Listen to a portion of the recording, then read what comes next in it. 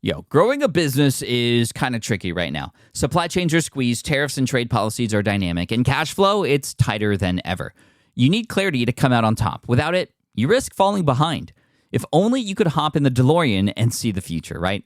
Thankfully, there's NetSuite by Oracle. NetSuite has real-time forecasting to help you move ahead with confidence. This is your AI-powered business management suite and the #1 cloud ERP. Trusted by over 42,000 businesses, NetSuite brings accounting, financial management, inventory, and HR all under one roof. It's your single source of truth, giving you the data and control you need to move quickly. And with AI built in, you can automate the busy work and focus on strategy. NetSuite helps you see what's stuck, what it's costing you, and how to pivot fast. If I were running a business with a lot of moving parts, I'd use NetSuite for full control over everything. Tame the chaos with NetSuite. If your revenues are at least in 7 figures, download the free ebook, Navigating Global Trade, 3 Insights for Leaders at netsuite.com/SPI. That's netsuite.com/SPI. Hey, I get it. You've worked really hard to build up your business, and it's doing great. So great that you need help now. The most important thing for your business is to hire the right people to support it. So how can you find amazing candidates quickly? Easy. Just use Indeed. When it comes to hiring, Indeed is all you need. Stop struggling to get your job post seen on other job sites. Indeed Sponsored Jobs helps you stand out and hire fast. And with Sponsored Jobs, your post jumps to the top of the page for your relevant candidates, so you can reach the people you want faster. And it makes a huge difference. According to Indeed data, Sponsored Jobs posted directly on Indeed have 45% more applicants than non-sponsored jobs. And it's one of the largest databases of job seekers, too, giving business owners access to a wide range of candidates. And one of the things I love most about Indeed is the job alerts feature. I get notified when new candidates apply. There's no need to wait any longer. Speed up your hiring right now with Indeed. And listeners of this show will get $75 sponsored job credit to get your jobs more visibility at Indeed.com/smartpassive. Just go to Indeed.com/smartpassive right now and support our show by saying you heard about Indeed on this podcast. Indeed.com/smartpassive. Terms and conditions apply. Hiring Indeed is all you need. The perfect product launch. It's the goal for every brand marketer. High heat, fast sellout, and fans posting recipes like trophies. What do Sydney Sweeney's soap drop, Taylor Swift's tickets, and your next launch have in common? Well, they're not bought, they're bragged about. Fanfare turns your drop into a moment. Fanfare cues real fans, blocks bots, and builds launch experiences worth screenshotting. Want hype without the heartbreak? Get Fanfare's 5-step hype drop playbook with our proven success formula and make your next launch unforgettable at fanfare.io/playbook. Again, fanfare.io/playbook. This is the Smart Passive Income Podcast with Pat Flynn, session number 35. Ka-chow. Welcome to the Smart Passive Income Podcast, where it's all about working hard now so you can sit back and reap the benefits later. And now your host. He's a dad by day and entrepreneur by night, Pat Flynn. While DIY website tools are everywhere, most fall short on design and performance. Hit publish. Framer ships your site worldwide in seconds. No code, no compromises. Framer is a powerful, user-friendly platform that delivers developer-level results without writing a single line of code. Make your designs move and convert with Framer. Framer brings your site to life with powerful animations, dynamic content handling, and a design-first approach that helps your site stand out. Framer is the design-first, no-code website builder that lets anyone ship a production-ready site in minutes. Browse hundreds of pixel-perfect templates or even design something of your own on a totally blank canvas. Add bold animations like appear effects, text effects, scroll and looping animations, and much more in seconds. And it's free to start. The built-in AI handles the heavy lifting of generating starter layouts and can even translate your entire site to any language. On the back end, you'll get responsive breakpoints, built-in hosting, a flexible CMS, and privacy-friendly analytics. Ready to build a site that looks hand-coded without hiring a developer? Launch your site for free at framer.com and use code SPI to get your first month of pro on the house. That's framer.com, promo code SPI. Framer.com, promo code SPI. Rules and restrictions may apply. With running your own business, legal questions always come with the territory. Like, can I use this contract or agreement? What do I do if a client doesn't pay? Am I even structured the right way for taxes? Instead of Googling your way through legal landmines, imagine having a law firm ready to address your business's legal needs without the sticker shock. That's what you get with Legal Shield's small business plans. Legal Shield helps entrepreneurs access real legal help on contract reviews, collection letters, business formation guidance, and even help navigating IRS audits. Members can schedule consultations, upload documents through the app, and get support from a provider law firm that knows small business laws in your state. Plus, consultations on taxes or trademarks help you stay ahead of potential problems. And if a client is late on a payment, Legal Shield steps in with professional collection letters so you can protect your hard-earned revenue, all for a fraction of the price of hiring a lawyer on your own. Go to LegalShield.com/SPI or call 833-570-9980 to learn more and get big business legal support without a big business budget. That's LegalShield.com/SPI. Hey, what's up, everyone, and welcome to the 35th session of the Smart Passive Income Podcast. I'm Pat Flynn, and I just want to give a quick shout out to Mr.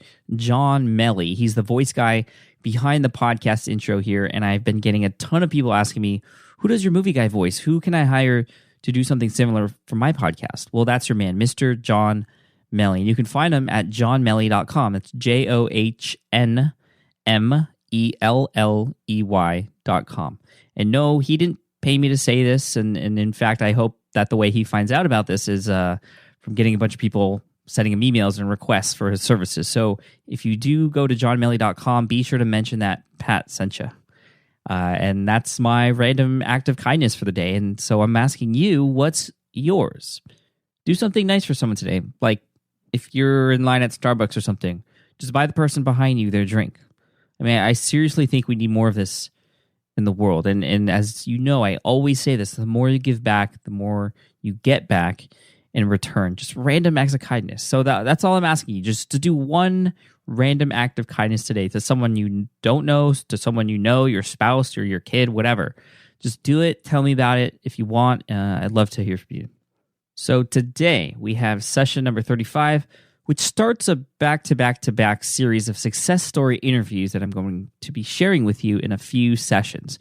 And these success stories are from people who are making a living online, who are not making a living online by talking about making money online, or blogging, or social media. These are people doing awesome things in all kinds of different niches and industries and fields.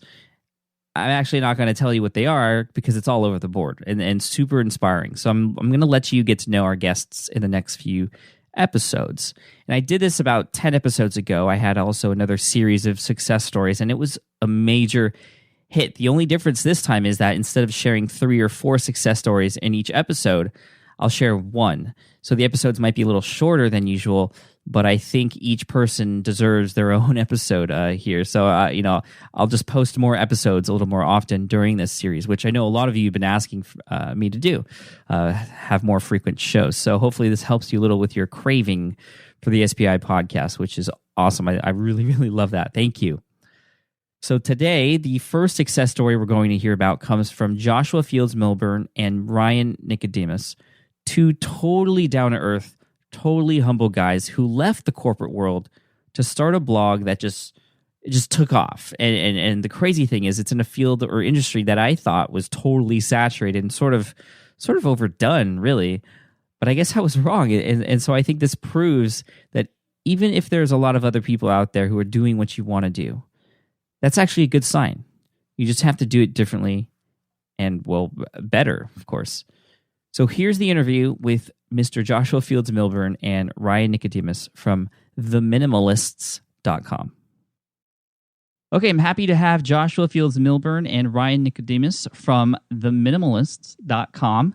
And they started a website at theminimalists.com to show people how to live a more meaningful life with less stuff. And it's crazy the amount of success they've had in such a short period of time. In about a year's time, they've gained about 100,000 monthly readers, and they've left their corporate jobs. They've been interviewed for the Wall Street Journal and on one of my good friends' sites, Zen Habits, with Leo Babauta, and many other popular sites. They've written 3 books, all which have climbed to the top of Amazon.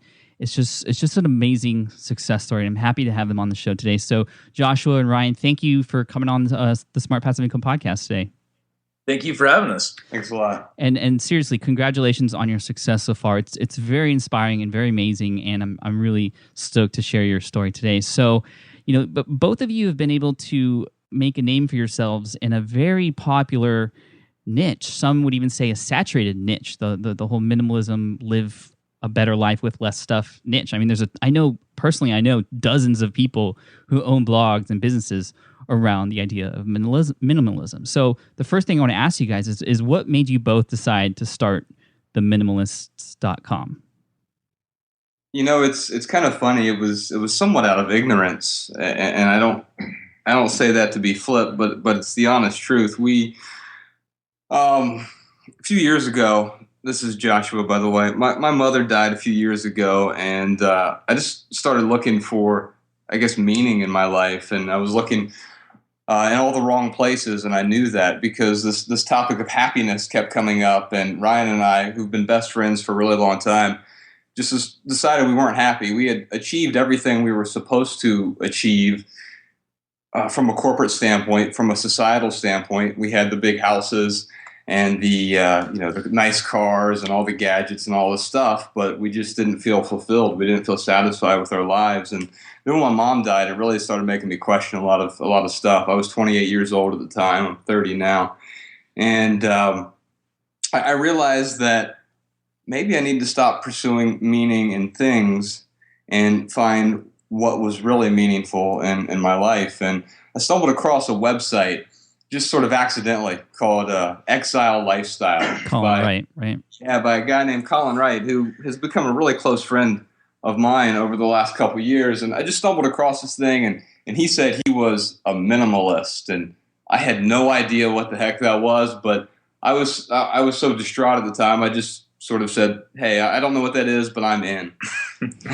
and it just sounded right. I was looking for answers, and I was able to find some. I discovered that when I got rid of a lot of the things in my life that were sort of in the way, I was able to find out what was most important and then focus on what was most important. And came to Ryan with this concept and said, hey, Ryan, you've got a lot of stuff too, and maybe we could document our journey online. And we really didn't know anything about blogging. In fact, if you go to our site, everything we write is we labeled under the term essay. That's because we didn't know any better at the time. When we started this thing, we didn't know what this is sort of my bad misconception of blogging. But at the time, I kind of thought blogging was for 83-year-old grandmas cataloging pictures of their cats. Uh-huh. And it was a horrible misconception, and I know that's wrong now, but at the time I just didn't know enough about it. So I said, hey, Ryan, why don't we do something online? And he said, great, I'm on board. Yeah, it wasn't quite that easy, but that's eventually what I came to. All right, I mean that's really cool. So the blog was more of a way to document the journey that you've been taken into minimalism. Now, would you mind defining in your own words what minimalism is for the audience who doesn't know exactly what that means? Depending on who you ask, I think everyone's got their own kind of, version of minimalism. But, overall, minimalism, to me, it is paring down on the unnecessary things in life so you can focus on what is necessary and what's important. Mm-hmm. So for me personally, I mean, that meant, finding a different career path and getting rid of some major bills, paying off some debt. But like I said, for everyone, it's a little bit different. But at the core, it's paring down so you can focus on what's important. Right. So this is a very personal sort of journey for you guys that you're documenting on your blog. So how do you create a business out of something like this, so personal and so in tune to what is happening in your life? How do you do that? That was kind of accidental. At first, our intention was not to go into this thing and make money from it. We both worked some pretty, I guess, well-respected, I say that with vocal quotes there, well-respected corporate jobs. By age 28, 29, we had climbed the corporate ladder over the past decade. And we had these supposedly great jobs that we didn't hate, but we weren't necessarily happy with either. But when we started the website, we were still doing those corporate jobs, and we were just trying to figure out what was important in life. What we found over time is a lot of people started reading what we were doing, and we were really surprised by that and really grateful. we didn't start selling anything on our website at all. And people always ask, that was the first thing they asked, how do you make money off this thing? And I would say, well, we don't. But then, after a while, the demand was there, and we published 3 books last year.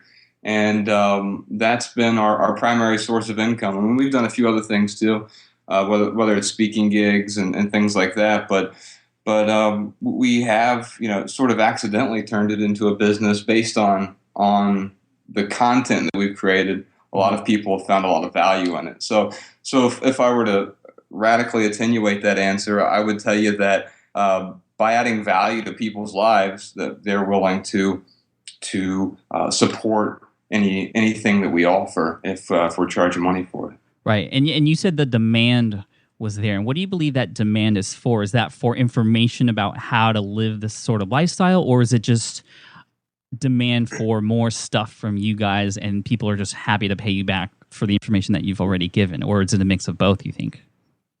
Yeah, I think it's a mix of both. I think that right now we live in a society where, people are looking for something different. I think that the American dream is broken. Mm-hmm. I think it's becoming radically changed, and people are seeing that, and they're looking for answers. And I think minimalism is something that people stumble across as one of the answers. I don't think that the minimalism is the answers to everyone's problems. Well, of course I do, but realistically speaking, it's not going to answer everybody's problems. Right. But it does for a lot of people, and that's what we're finding, is that it is helping out a lot of people kind of really grasp what's going on around them and what's important in their lives and what they need to focus on. It's helped them do that. Very cool. I love that. So how would you say that you guys and your blog has become so popular in such a short period of time? I mean, you caught my attention, obviously, because I've seen you guys around, and your growth and success from your blog is what interested me, and that's why I have you on the show. And other people like Corbett Barr from thinktraffic.net have had you on the show for the same reasons. But, before all that growth happened, when you were first starting out, how did you capture the attention of your audience and get noticed? Well, we just started writing stuff and putting it up online, and I don't think anyone was really reading it at first. I remember about a month in, I called Ryan, and I was looking at the traffic that I just figured out how to do, actually. And I said, you won't believe this, man. 50 people visited our website this week. Nice.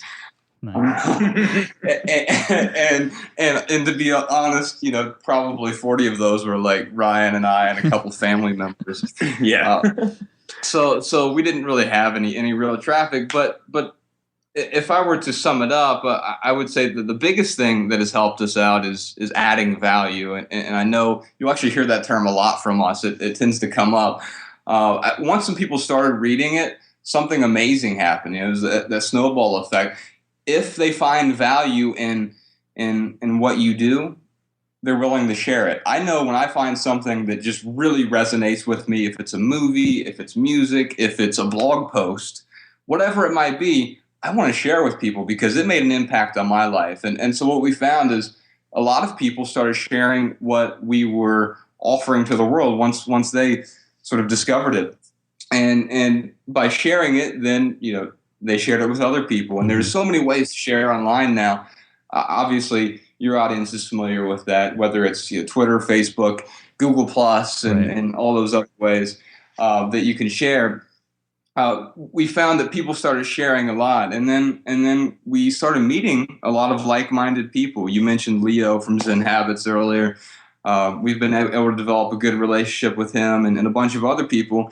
And we never approached anyone and asked them, hey, can we be put on your site right away? Like that wasn't sort of what we were into. We were into establishing relationships. So a lot of the sites we were featured on at first were people we had actually established relationships with over the prior months, whether it was Colin Wright or Joshua Becker from a website called Becoming Minimalist. It's a fairly popular site. And Leo and a bunch of other folks, we connected with them, found out ways to add value to their life. And then if there was a fit and we could be featured on their site, that was great too. Mm-hmm. Okay, great. So just to sum that up a little bit for the audience here, really it comes down to the content that you posted on your blog, which adds values to people's lives. So people are actually connecting with your words and you, and as a result are happy to share that with anyone that they know, or they have followers on Twitter or Facebook or whatever. And then secondly is the relationships that you've built with other influential people in this industry, which just happened as a result of the content that you posted on your site, not necessarily going out and seeking, to write a guest post or be featured, but it just happened naturally because of what you've written on your site. And I would say we sought relationships. We didn't necessarily seek a reciprocal sort of transaction. Mm-hmm. Great point. Perfect. Okay, now that you're monetizing your site, I mean, I'm still kind of in the dark about how you are able to monetize something like this about minimalism. I mean, you're talking about taking things away from people, not taking things away, but decluttering people's lives. But then you're asking people to buy stuff at the same time. So how does that work? I mean, are you doing anything other than ebooks, or is it just an ebook? And why are people buying it? Right. Yeah. So I think decluttering is sort of the initial bite at the apple. That's sort of the first thing. As I mentioned before, we had to figure out what was in the way so we could figure out what's important. So figuring out what is in the way and getting rid of that is sort of your first step. And it's a very important first step, but we tend to take it a lot further than that. So we published 3 books this year, 2 of which were about minimalism. One was actually a fiction collection of mine. So my passion for the longest time has been fiction. So it's utterly different than the other stuff. But the books that we published, we're really lucky to have the audience. They've done really well on Amazon and have reached number 1 or number 4, depending on the book, in their respective categories, and it have continued to do really well for us. But I think the first part is about decluttering, but then it's what do you do after that? Because if you can get rid of all your stuff and just sit in an empty apartment and be totally miserable, that's not our intent. Mm-hmm. So, I mean, as far as monetizing, it's the ebooks. That's really the core of your business model there. Absolutely, yeah. And that's all through Amazon. It is now. We've tested a lot of different things. I mean, we've done PDFs. We've done Barnes and Noble. The nice thing about Amazon is that their algorithms provide sort of an audience that's outside of your own audience. So while your own audience will participate in purchasing your stuff, if your books sell well and they're reviewed well, other people have the opportunity to see them that may have not visited your site in the first place. Mm-hmm. And you just came out with a new book just recently called Minimalism, Live a Meaningful Life. This is your second book about minimalism, third book overall. And it's exclusively on Amazon. Is that right? That is correct. We actually just, like Josh said, we just signed a deal with Amazon for exclusivity for all 3 of our books. Nice. Awesome. And the newest book, it's on there, and we just lowered the price too. So it's available on there for $7.99. It was $24.99. We were kind of doing some price testing, and we just lowered it so to make it affordable for everybody. And we just did that Sunday. Yeah, it's been out for about 2 months, and we found when we lowered the price that I think in the last week we've less than a week we've doubled our sales from the last 2 months by lowering the price pretty drastically. Awesome. That's great. I don't know much about the Amazon marketplace. It's something I plan to get in the future. Do you have maybe 1 or 2 tips as far as getting exposure on Amazon or how to really utilize that platform? I would say what I would do first is people tend to shy away from it if they don't have a Kindle. But the nice thing about Amazon is if you don't have a Kindle, you can still read all of their books using the free Kindle Reader app, which you can use on iPad, iPhone, your web browser, so your Mac, your PC, whatever, your Android device, your BlackBerry, and they all sync up too. So I wouldn't allow the fact that someone doesn't have a Kindle to be a barrier. And as long as you state that on your website, that for me, we've had a ton of people now that have actually converted and bought our stuff from Amazon because it's been really easy for them to read it wherever they are on any device that they have. Right. That's a great tip. How, as far as getting onto the platform in the first place, is it pretty easy to convert like a Word document or a PDF into something that can be sold on Amazon? You can. We actually work with a guy named Chris O'Brien who does editing relatively inexpensively, and I don't get paid any money to tell you that, but he's a good guy. ebookeditor.com. Cool. And I believe there's a hyphen in there. But he's relatively inexpensive. He'll format for any format that you need. But also there are software programs out there that you can use that are relatively inexpensive, $40-50. Scrivener's one that I've played around with. So there are different programs that will allow you to format so that you're not paying anyone to format. Okay, gotcha. And then last question about Amazon really quick. I hear that it's really important to kind of structure your launch, I guess, of your book when it comes out in a certain way so that you can get into the top lists in Amazon. Is that really the best strategy to use? And how have you kind of done that with particular launches that you've had for books? We actually, Pat, don't really have any advice on that because we haven't really done any type of strategizing as far as, keywords or getting our book to the top of the list. I mean, in all actuality, our work, it's become popular because we've been so genuine about it, and we haven't really, it hasn't been all about the sales. It's funny you bring that up because now it makes me want to figure out how to do that. Do you have any advice on that? Again, I'm not very familiar with the Amazon marketplace, but I'm sure people have, strategized about how to get more exposure for the book. So maybe that's something to look into from this point forward. I mean, you're already crushing it with just naturally putting it out there and having it naturally be exposed through word of mouth. So maybe it's time to take that next step and really do some keyword research, but maybe you don't even need that. So we can maybe talk later about that. But I was just teasing. That's funny you bring that up. But I do have one tip that I've noticed that has helped us on Amazon though. Great.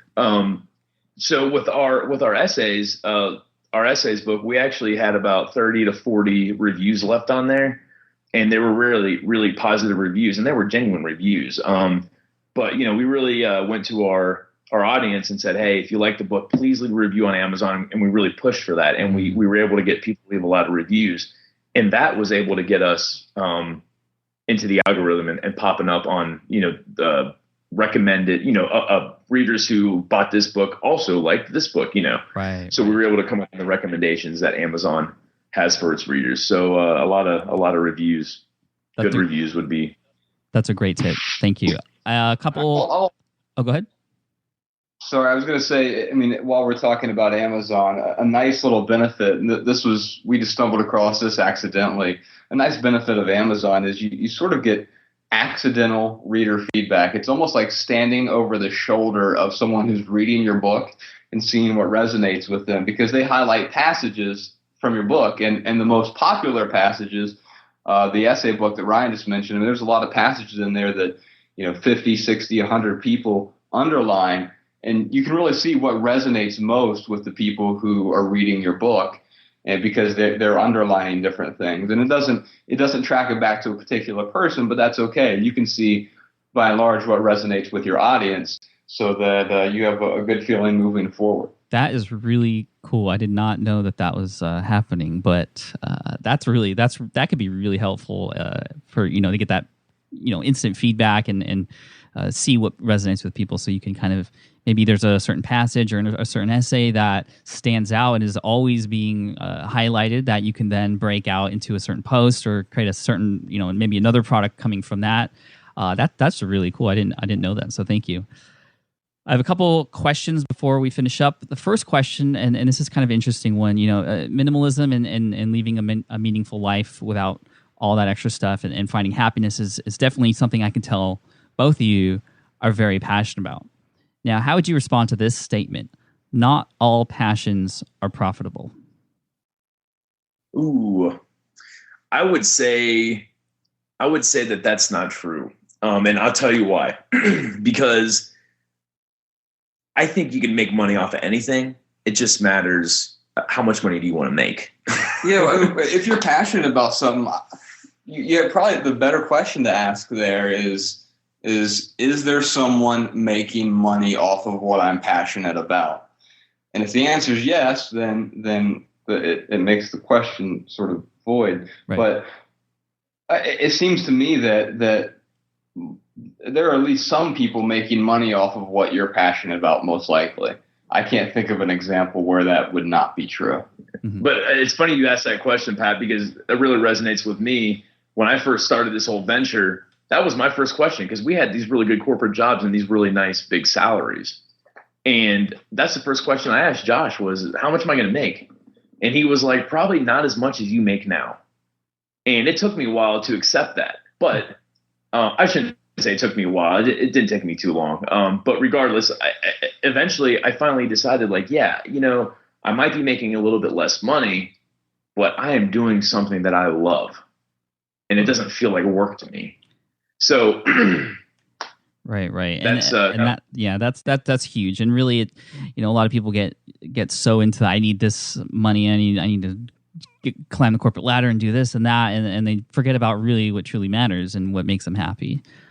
So I definitely can resonate with that as well.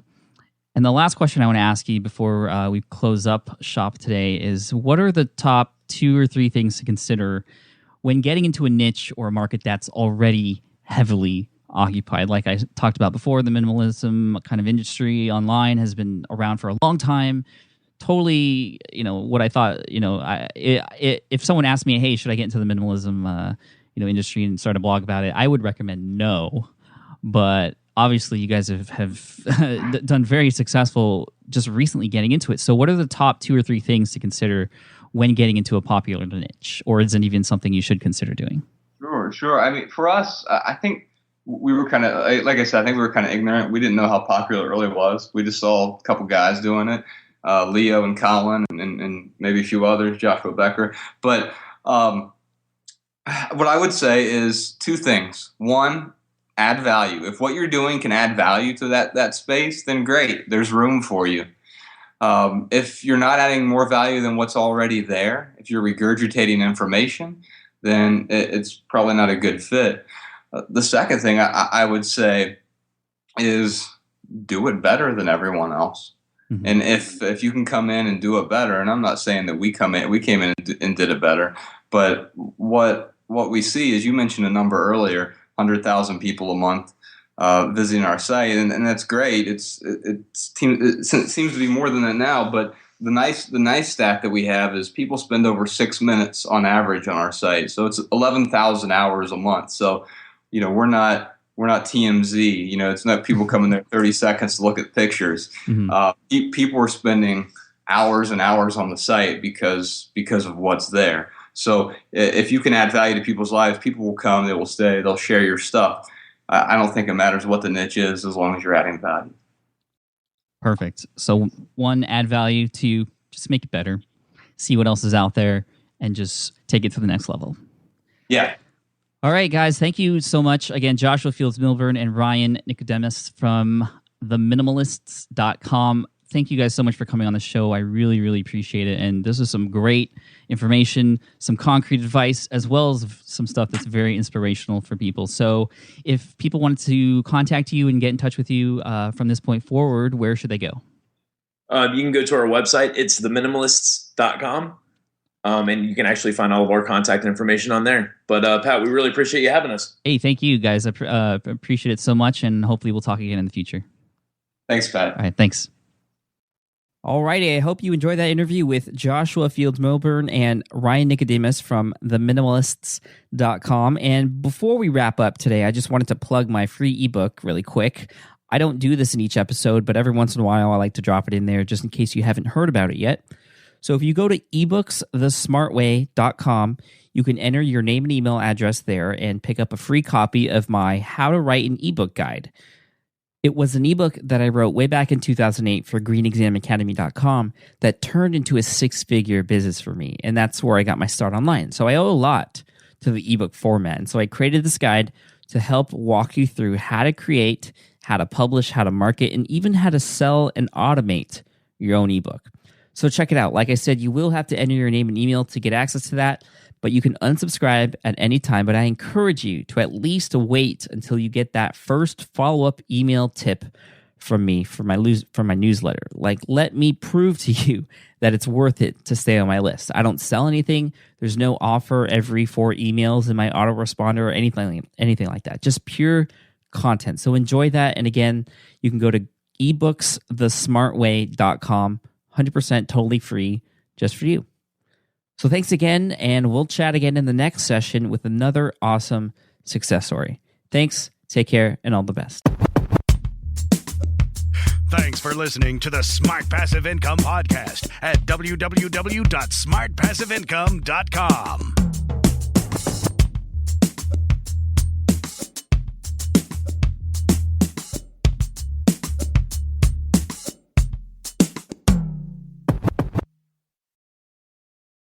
More people dream about building their own business and being their own boss rather than retiring early. But a majority of them never even take the first steps to register the business. Why? Because starting a business can feel overwhelming. With legal forms, paperwork, finances, it's a lot. And that's where Taylor Brands comes in. Taylor is a complete business builder designed to make launching your business simple and stress-free. You can register your LLC in just minutes, keeping your personal and business assets separate from day one.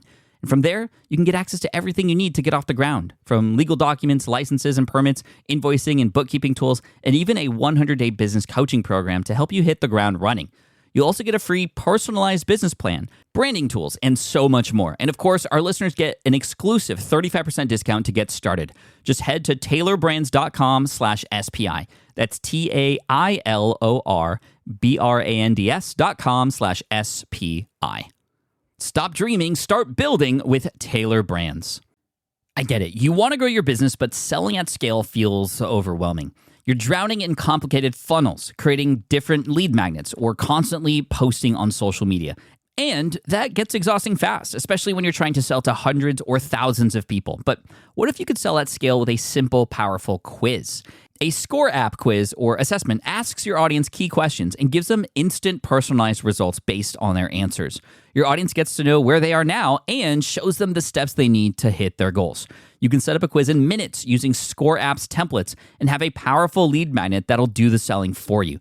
The best part is your audience actually wants to take this quiz, and you build huge amounts of trust before you even make a single offer. No hard sales, no chasing leads, just value at scale.